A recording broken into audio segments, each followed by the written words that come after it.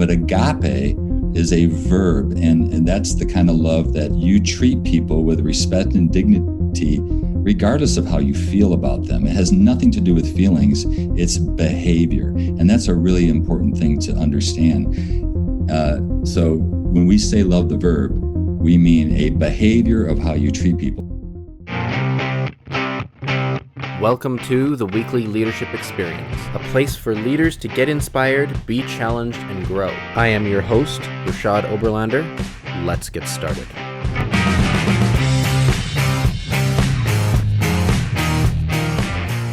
Today's episode of the Weekly Leadership Experience is brought to you by my 7-day Leadership Growth Challenge. It's a free challenge that I've created, and it's delivered by email over the course of 7 days. I've created 7 compelling questions to challenge various aspects of your leadership, the way you lead, and why you lead. Go to RashadOberlander.com and scroll down until you find the 7-day leadership challenge, or look for the link in the show notes. And now, on with the show.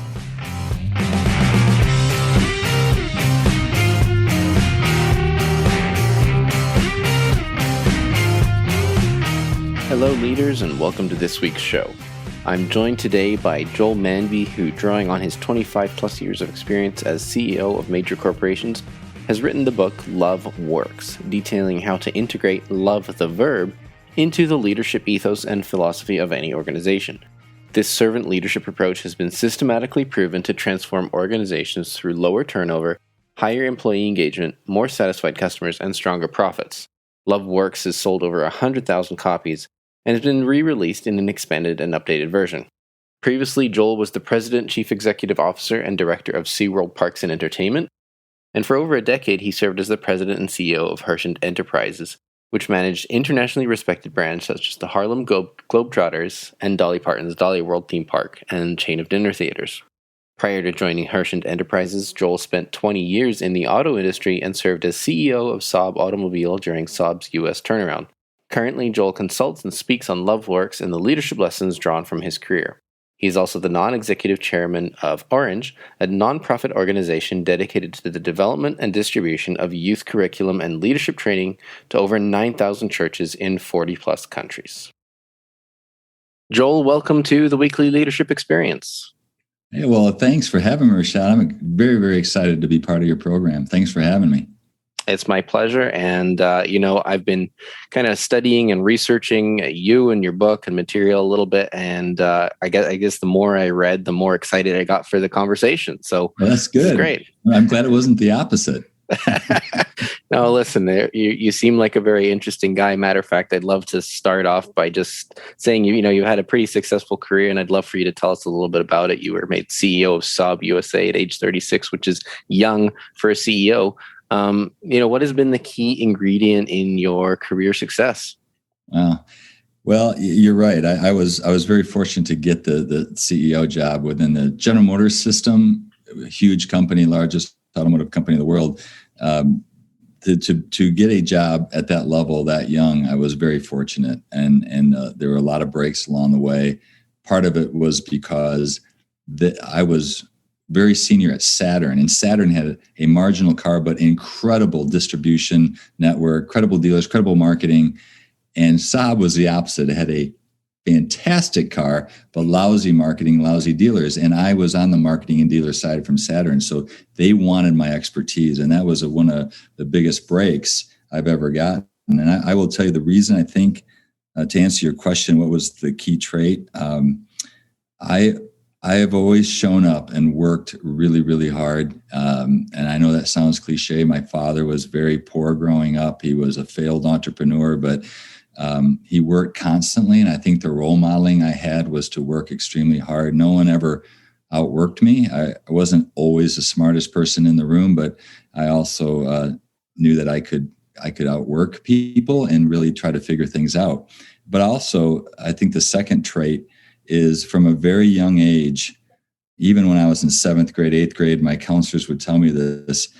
I was a natural leader, and I tended to be able to go into situations and rally people and gather them into a team, and not caring who got the credit and really try to figure out what the issue is, whether it was how to beat a defense in football or hit a pitcher in baseball or in business. How are we going to solve this problem?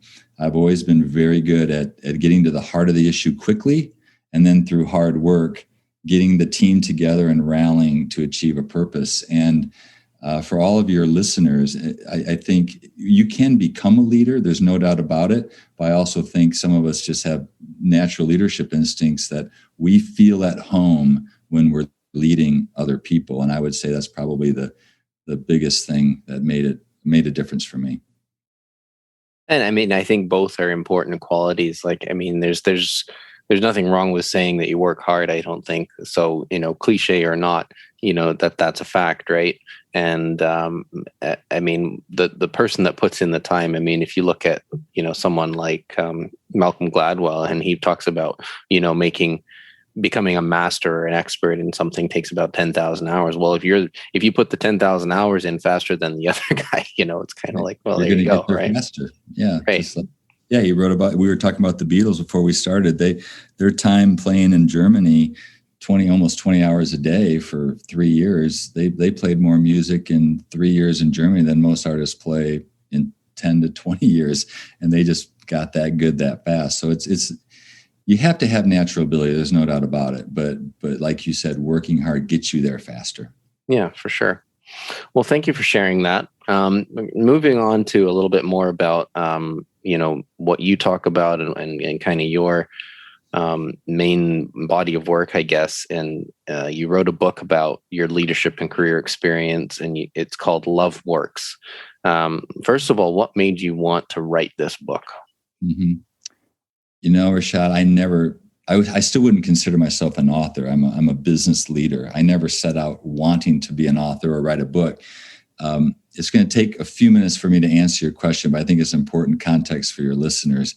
I wrote the book because I realized at, frankly, 40 years old or so when I wrote it, that people have an angst inside of them like I did, that they wanted leadership to be better than it was and what they saw and what they experienced. Basically, what happened to me is in the auto industry, the first 20 years of my career, in my 20s and 30s, I would have to say I learned more what not to do than what to do. It was very autocratic. It was a fear-based culture. I wouldn't say it derived the best from people. It wasn't creative because when you're fearful and you're afraid that if you screw up, you're going to lose your job, or if you don't hit your numbers, you're going to lose your job, it does not bring out the best in people.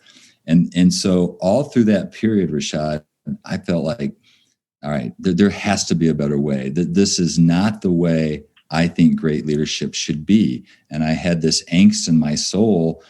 Even all through that 20 years, I still wasn't really settled in. But then when I was recruited away from autos, and I went to Hershon Family Entertainment, which is a theme park company. Your listeners, especially, we don't have any Canadian properties, but Dolly Parton, we run all of Dolly Parton's properties. We own the Harlem Globetrotters, which is a very famous brand from a basketball standpoint. So I think your listeners would know those brands. But when I went there, the owners of that enterprise practiced something everyone would call servant leadership. And it was there that I saw a modeling of what I always thought the way leadership should be. And not only did it fulfill my soul and that angst that I had in my soul, but it had great financial results as well. Now, I thought that was just me. I thought I had found the answer. I thought my angst was gone because I found it at Hershon Entertainment with the Hershon brothers. But our company was then featured on Undercover Boss, which is a very popular CBS program where the CEO goes undercover, and then they find out a lot of things about their company and do good things, hopefully, for their employees. What was lucky again for me and Hershon Entertainment is 25 million people saw that episode because we were just before the NCAA playoffs. And what happened, Rashad, that just blew my mind is I was inundated with emails and letters from people like me who had that same angst, saying, I want to be in a company like Hershon Entertainment. How do you have a culture like that, that's so caring and loving and giving, yet still get the financial results that we need to have as leaders. And because of that inundation, I decided then to write LoveWorks so that other people like your listeners who may think, I know there's a better way to lead and I'm not seeing it and I'm not having it modeled to me. LoveWorks as a book is to give listeners, your listeners or other people, that hope that servant leadership can be a wonderful way to lead if you care about people, but it also happens to get great financial results. So that's why I wrote the book, and it did well enough that we did another release just last year to update it with my SeaWorld experience and some other experiences in life. Well, I can certainly understand the angst that you describe in terms of wanting a better way. I've certainly tried different leadership styles in my own career, and yet, ultimately still coming back to, the style that I most desire for myself, and the approach that I most desire for myself is that of a servant. But I understand, not having it modeled to you, and I understand wanting a better way in the company and the culture that you're a part of. I totally get that. So certainly, the book describes a number of things that you can do to create and develop a culture and to lead with love. Before we dive a little bit more into that, perhaps you could talk about how the material that you share in your book translates into what we've experienced during the COVID pandemic. Yeah. Well, there are a lot of examples there, and as I answer your question, I need to hit a couple of the words, and I think that'll help your listeners understand. But before I dive into answer, let me just step back a little bit on, you mentioned love, the verb, and without any expansion on that, if your listeners are like most other audiences I speak to or communicate with, they some people don't resonate with that term because so many Americans and Canadians and Western culture people misunderstand what love is. And this is not based on the English version of love, which can cover romance all the way to friendship. It's really based on the Greek model. The Greeks have 4 different words for love, and eros is romantic, but they have philos for brotherly love. But agape is a verb, and that's the kind of love that you treat people with respect and dignity, regardless of how you feel about them. It has nothing to do with feelings, it's behavior. And that's a really important thing to understand. So when we say love the verb, we mean a behavior of how you treat people. Now, those words and how they might apply to the pandemic, one of the words is, I'll just go through the 7. It's being patient, being kind, being trusting and truthful, being unselfish, being forgiving, and being dedicated. But let me just pick a couple to give your listeners an example. Trusting is a really, really important word, which means basically you have to tell the truth of the situation at all times. It's not about not lying or cheating. If you do that, you're fired. I mean, that's just the base. But in a crisis like the pandemic, or really any kind of crisis of any company, it's so important for the leaders to be absolutely truthful with the bottom line of the situation. How desperate is it or isn't it? And not put sugarcoating on it. And so many times leaders, I have found, including myself, we want to give certainty to people. But we can't give certainty because we don't know ourselves how long the pandemic is going to go, or is there going to be another virus coming around the corner. All we can give is clarity, which is truthfulness of exactly where we stand and what are we going to do about it. And that may change weekly, which means you have to communicate a lot. So that's an example with truthfulness. Another, I'll give just 2 more. Trusting is another one of the 7 words.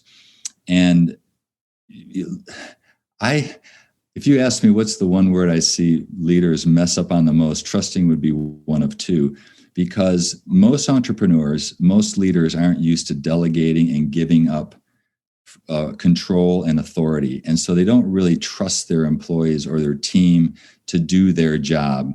And I've learned going from small companies to running Saab, which was huge, and SeaWorld, which had 25,000 employees, I had to learn to trust and to delegate. And we don't have time in this podcast to go into detail of it, but in the book, I go through some tools you can use to make sure that as a leader, you have made it crystal clear what the decision-making process is. It's called a RACI chart. Who is responsible, who has to approve it, who has to be consulted, who has to be informed. But by doing this, by going through the RACI formula, you're showing your employees, your team, no matter how small or large the team is, that you trust them. And in a crisis, it's especially important. And with COVID, where we're working from our homes and we don't see each other on a regular basis, it's even more important to trust people and give them the tools and authority to do their job. And if there's one complaint I hear more than any others is people aren't clear on decision making. The boss tends to take in control when they panic or things get tight, and people tend, when they are not confident and decision making isn't clear, they tend to take in control versus giving it away.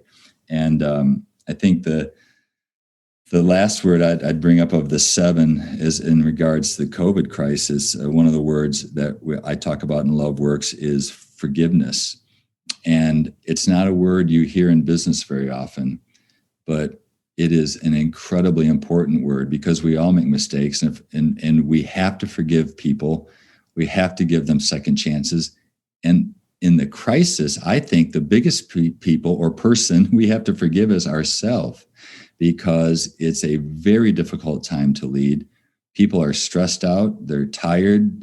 They're not sure they have the strength to reboot. And most of us are in reboot mode. So forgiving ourselves and cutting people some slack in the midst of this crisis is really, really important. But in all those, I just gave examples of 3 words. All 7 of those words we expand upon in the book of how we can be better servant leaders by adhering to those 7 words.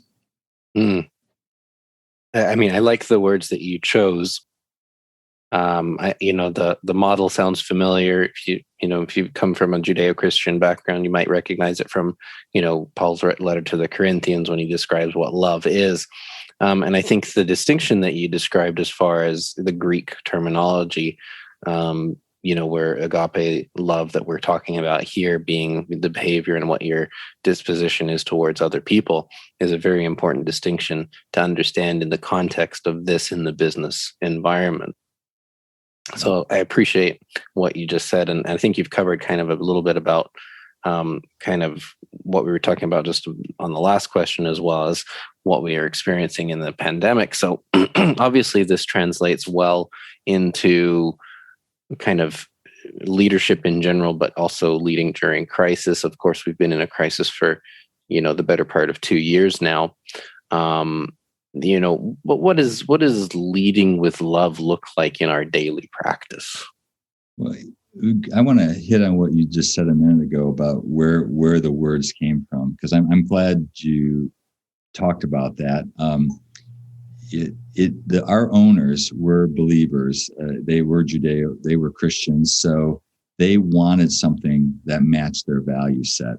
And so it did come from 1 Corinthians, and we paraphrased that verse.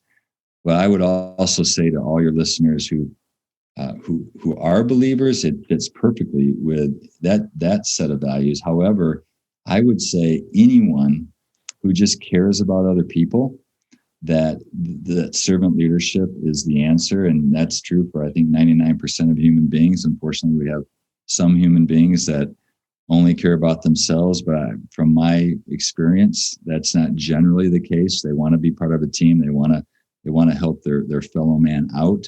And so I love Joe Kennedy is one of my best friends from when I at Harvard Business School, where I went eons ago.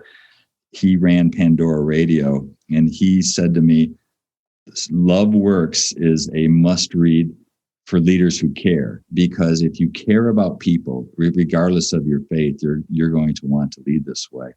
But as far as how does it look, back to your question, look on a day-to-day basis, the best way I can simplify that answer is to separate out our daily activity as leaders between be goals and do goals.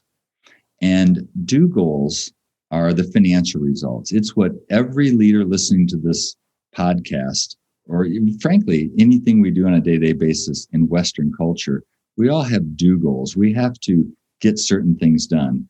You have to have a certain number of podcast listeners or revenue coming in. I had to sell theme park tickets, or we all have financial results, be that what they may. Even if you're a nonprofit, you have do goals.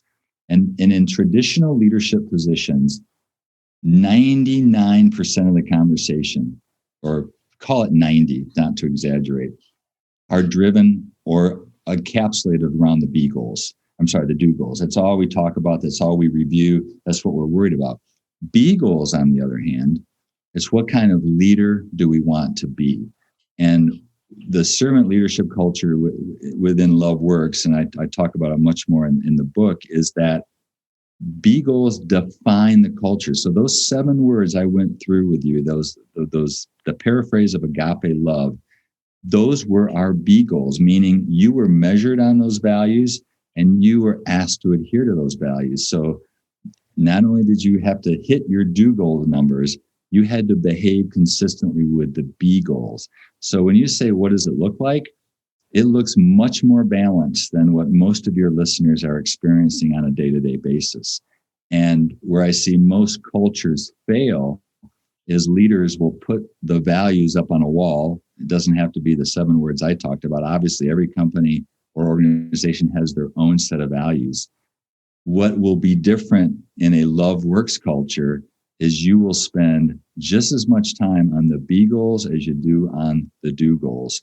And at Hershend and at SeaWorld, where I led SeaWorld through an incredible crisis, even though we were draining cash and had a cash crisis, our culture was also so broken and we were having such a hard time recruiting people that we had to focus just as much time on the be goals. So at a high level, that's how I would answer the question.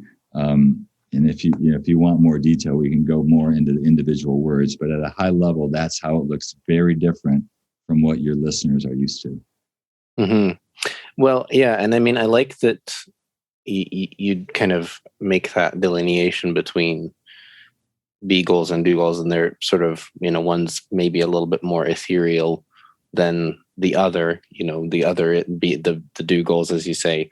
You've got sort of, financial reports and various metrics and things that you can look at and kind of put a hard number to. It's a little bit harder to perhaps measure how someone is being kind or truthful or trusting or what have you. I guess in my mind, I'm thinking about various people who have said, like, if you take care of people, they will take care of the business. And this relates a little bit more, I guess, to ourselves and how we want to be as leaders.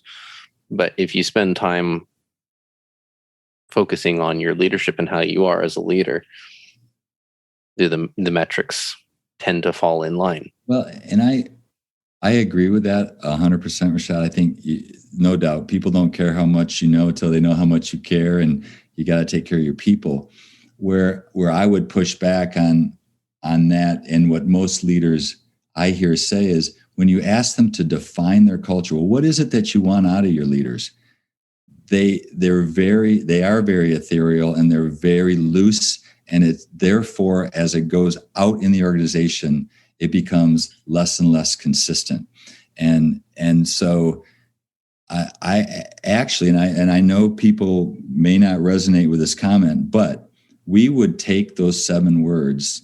And it's at Hershend there were 7. At SeaWorld it was 9 words, not the same ones, but we constructed specific behaviors within the words. So, as an example, the word patient, our definition, our behavior was to praise in public, admonish in private. So if you were chewing people out in front of others and demeaning their character in front of others, you were specifically not hitting the culture, and you would be held accountable. You'd be called to the carpet for that. And so you take 7 words with 2 or 3 values each. We basically had a list of 20 behaviors that people had to adhere to. And we measured them and they got rated on it. Now, was it perfect? No. Was it subjective? to a degree, but we would ask employees to rate their leaders, and then the leaders would be rated by their bosses. So they kind of was top down and bottom up, so that we would have scores that people would be reviewed on. So we tried to take as much myth out of it and put metrics to it.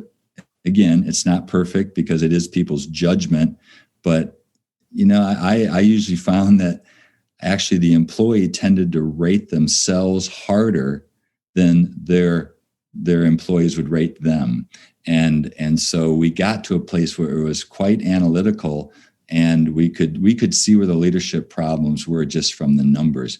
But I have to say, from what I've read in Gallup polls and all the research I've done on culture, I would say only about 10% of the companies at most go to the degree of measuring and reviewing and teaching the values as I just went through. It's quite a rare thing. Yeah, I mean, values and various other documents end up oftentimes on a dusty shelf somewhere. The plaque on the wall. Yeah, exactly. The plaque on the wall, or the strategic plan that gets thrown on the shelf after the consultant's been through for, however many millions of dollars cost them. Right. And actually putting it into practice is the tougher piece, right? Because it requires change and dedication, and it requires, difficult conversations at some point. And, one of the things you mentioned was like, as a leader, having to hold people accountable and have those tough conversations and make difficult decisions, is tough. And you talk about that in your book, how leading with love and that approach can be hard, right? Mm-hmm. And it requires dedication, I think is the word you use. Yes. But so how do you recommend leaders begin to integrate this approach into their routine?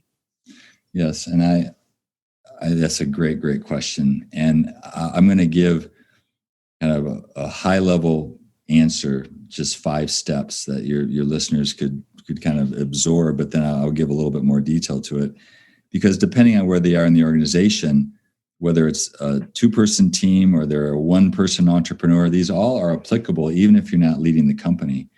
But the first thing to do is you have to define the culture, like I said, and LoveWorks as a book, if that is a very good explainer of how to define your culture. But then, to your point, you have to teach it to those around you, whether it's your department culture, your company culture.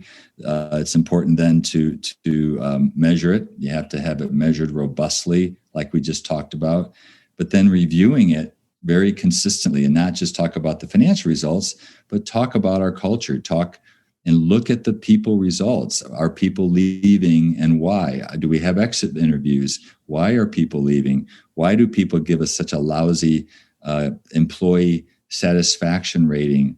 Why does this leader get bad scores? Do people feel safe? Do people feel like it's a diverse enough culture? Do people feel like they can get promoted within the company? All this comes from data from the surveys that people should be reviewing on a consistent basis. And then the last word is reward it constantly, or promote it constantly. To your point, what you typically see is leaders will talk about values, but then people are promoted and encouraged only based on their do goal results. So they hit the numbers, but they're terrible to their teams. They have high turnover. They're running over people. People don't want to work for that leader, but they still get promoted because they hit the numbers for the short term. But you and I both know that kind of leader, I say it this way, Rashad, any fool can improve the financial results quickly and in short order. You just cut costs, you raise the price, you lay off people that maybe are good for the long term, but aren't needed in the short term. You name it, any fool can increase profitability quickly. But the art of leadership is to balance the financial results with the people results, meaning employees, with basically the customer results. Those 3 things. That's what makes it really hard. So I would encourage your listeners, no matter where they are in the organization, to always to measure it, to teach it, to review it consistently, and then promote people who fit the culture. And the last thing I'll say in answering that question, the hardest part in all this that probably your listeners are thinking is, well, what happens when the leader themselves isn't consistent to it? And hopefully the leader will have an open ear, and the direct reports to that leader can confront them. And if that's not happening, it's going to be a tough, long road. But if I have found that if the culture is defined and the leader is part of that definition, they'll want to be successful to it, and they'll buy into it. At least that's what I found in my own experience. And I mean, those are some simple, well-defined steps. There's not too many. It's not too few, I guess. But like, obviously, defining is the starting point. Yeah. And to your point about the leader not being consistent to it, I guess if they've begun to create that culture, one of the words is truthfulness, and that includes truthfulness coming back to you. I tell you, Rashad, when I knew the culture was working at both Hershend and at SeaWorld is when my direct reports would come and confront me. And boy, when that happens, how you handle that makes all the difference in the world. And especially at SeaWorld, where the building was burning, the house was on fire, we were losing cash, and we were frankly had to refinance, or we were going to be in a real world of hurt.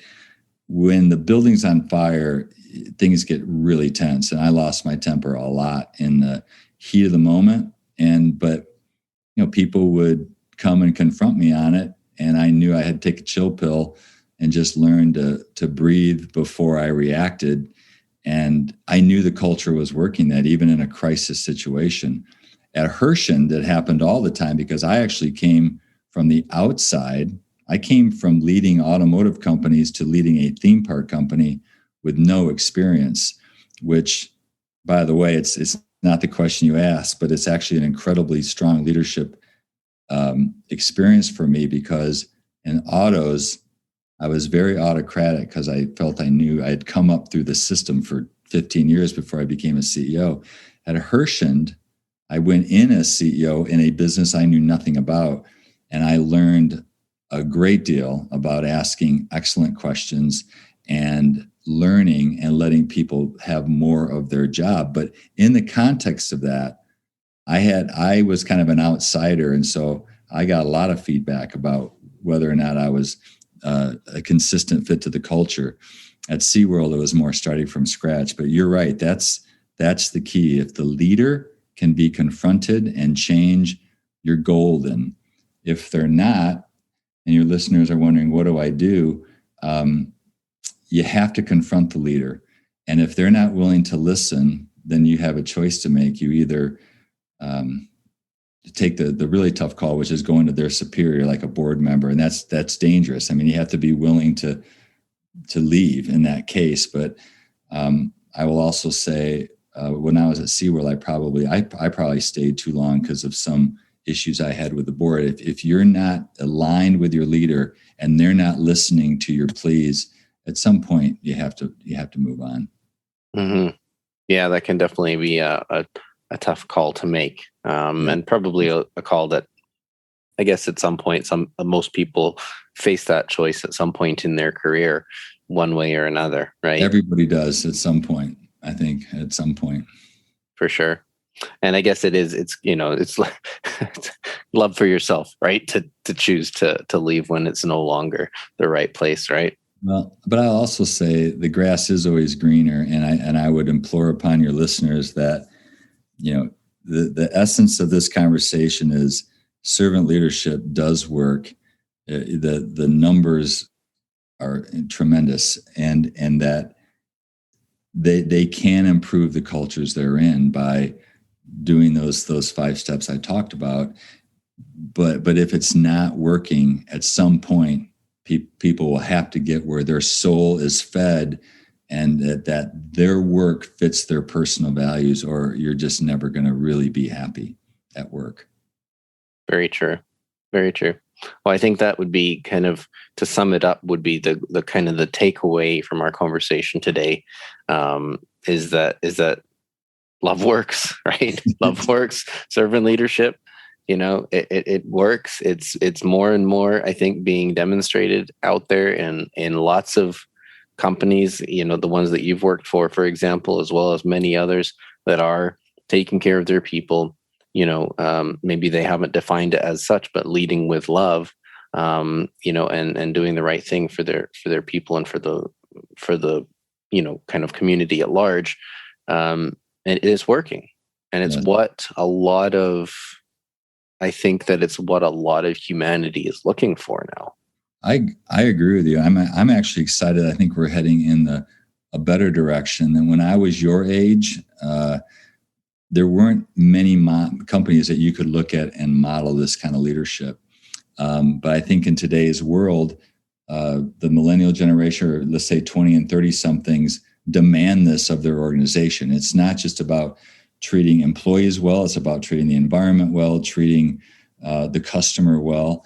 And it is much more a broad definition. But I still think there's a lot of poor examples. I think there are a lot of people still feeling that angst that you have felt early in your career. I felt for the first 20 years of my career. And I just hope that that a book like LoveWorks can encourage people to not give up, that there are great leaders out there who work this way, lead this way. And I encourage your listeners that it's out there if they haven't found it yet. Certainly. Well, I think that's a really good point to start to wrap up our conversation on. And I appreciate everything you said today. As we wrap up, I've got my last two questions for you. Every listener or every guest gets these. What is one thing you know about life or leadership that you wish everyone knew? This is going to sound so cliche, but it is to tell the truth in every situation. And in my own life, whether it's a personal failure, actually for me, it was more personal failures that I tried to patch up situations or hide a bad thing about me to protect a relationship. And when that truth came out, it was really damaging to the relationship. And I just learned my lesson that no matter how bad the truth is, get it out up front and don't sugarcoat it and don't hide it. The ramification won't be great, but it's worse if you sugarcoat it, or worse things come out later, whether that's business and personal life, is always tell the truth. I love it. Good principle to live by. When it's all said and done, what 3 words do you want used to describe your life? He loved well is what I would say. If I had more words, I want to be known for the quality of my character, the quality of my relationships, the quality of my work. But I think if I had to sum it up in 3 words, it's he loved well. Yeah, I can see how that is a good summary of those desires. Definitely. Yeah, I've made I think so.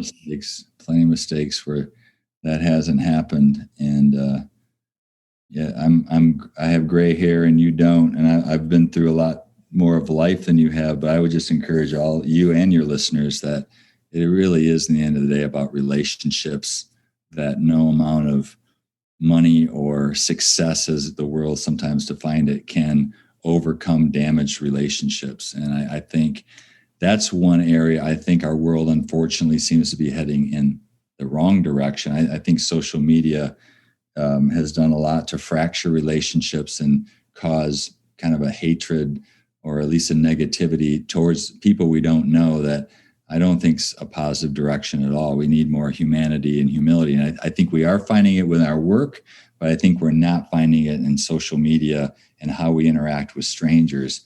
And that's another reason I think these loving principles are good things to have in our soul, even if they're not at our work. Frankly, LoveWorks is just as much a personal book as it is a professional book. I just felt from a leadership standpoint, I had the expertise to speak on it from a leadership standpoint. Mm-hmm. Yeah. Well, and it's excellent. And I agree with what you're saying about the state of relationships in the world. I think you're totally right. Just watching how circumstances unfold on social media around various issues, like you pick one. It doesn't really matter which issue it is, right? But people tear each other apart over we've lost small the things. ability to dialogue, and we are monologuing at each other with sound bites. And most of the issues we are facing as a world, as a country, they are way too complex to deal with sound bites. They're complex issues that have complex solutions, and only through dialogue can you get there. But we seem to have lost our ability to have really meaningful dialogue without putting labels on people. And I'm worried about that. It's not very productive as a society. Yeah. Yes. Well, the world needs more agape love. Am I right? Amen to that. Amen well, to that. Joel, boy, I could talk with you all day. I could listen to you talk all day. There's so much incredible stuff in what you've said these past, 40 minutes or so that is just incredible and so important. And people, I hope, really take it to heart and see how they can apply it in their life and leadership. So maybe we'll be talking again. You've got other books in the works, and we'd love to have you back. Before we close, why don't you let everyone know where they can connect with you and pick up a copy of LoveWorks? Yeah, absolutely. Thank you for that. Probably the easiest thing is just go to my website, joelmanby.com. If they buy it there, it's about the same as Amazon, but there's some free content they get as well. But it's also available on Amazon, of course, and an Audible version. And then they can follow me on Facebook or Instagram or LinkedIn. Just type in Joel Manby and it'll pop up. So I appreciate the opportunity. I really appreciate what you're doing, and I want to encourage you to keep doing what you're doing and teach the new generations of what good leadership looks like. Well, thank you very much for that. Appreciate it, and appreciate your time today. Thank you so much, Joel. You're welcome. If you've enjoyed what you've heard today, would you head over to Apple Podcasts or wherever you listen to podcasts and subscribe, leave me a rating, leave me a review, and share this with a friend. It spreads the word and helps the podcast grow. You can also find me on social media at RE Oberlander. Until next time, stay awesome.